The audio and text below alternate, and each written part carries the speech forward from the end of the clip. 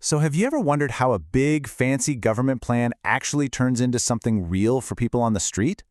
Today, we're going to look at exactly that. We're diving into how a strategic plan in Nigeria's Kaduna State helped spark a whole new generation of entrepreneurs and artists.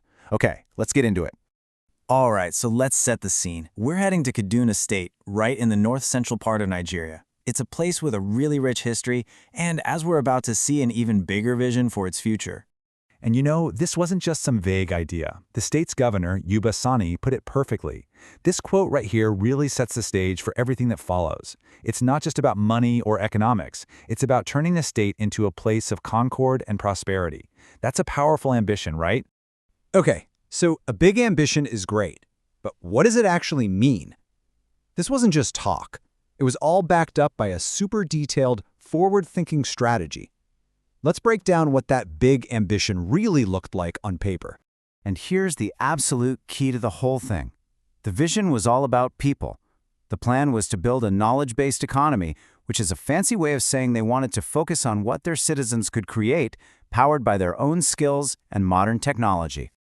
And you can really see how they thought this through. It wasn't just one thing. They had this multi-pronged attack, right? Grow the economy? Sure, but also improve education and skills, pull in private investment, and get the citizens themselves involved and engaged. It's the whole package. Okay, so you've got this great plan from the top, but here's where things get tricky. For a plan to actually work, it has to connect with people on the ground. And for the creative folks in Kaduna, there was a pretty big disconnect. And this was the big roadblock. I mean, you can have all the talent in the world, but if you don't have the basic tools, the right people to guide you, or even just a chance to show what you can do, where do you go from there? All that potential just stays locked up. This is where the story gets really cool. While the government had the big picture, people on the ground saw the day-to-day struggle. And this quote just says it all, doesn't it? It's a direct answer to that struggle. It's about building a real physical place to tear down those barriers. And just like that, a movement was born. A plan from the top met this incredible passion from the bottom up. This is where it really gets exciting.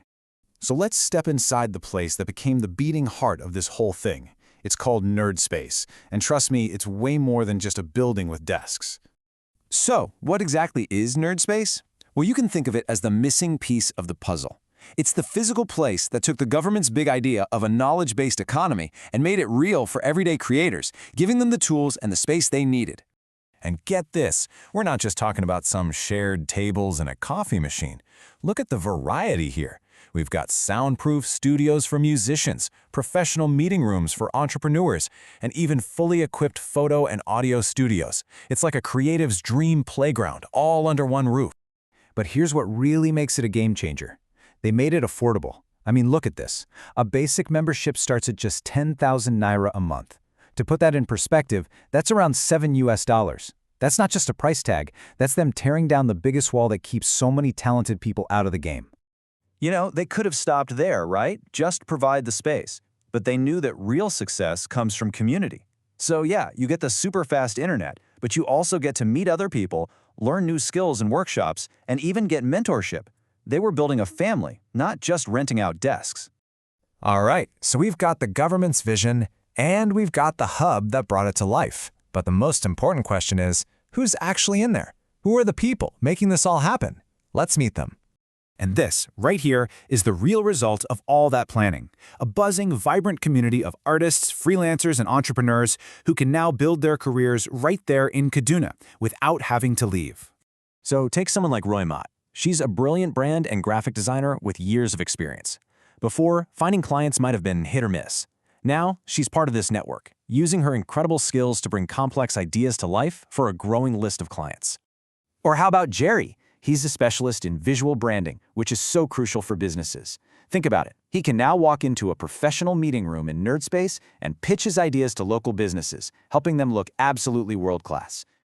And it's not just about static design. Meet Vincent. He's a video editor and motion graphics designer.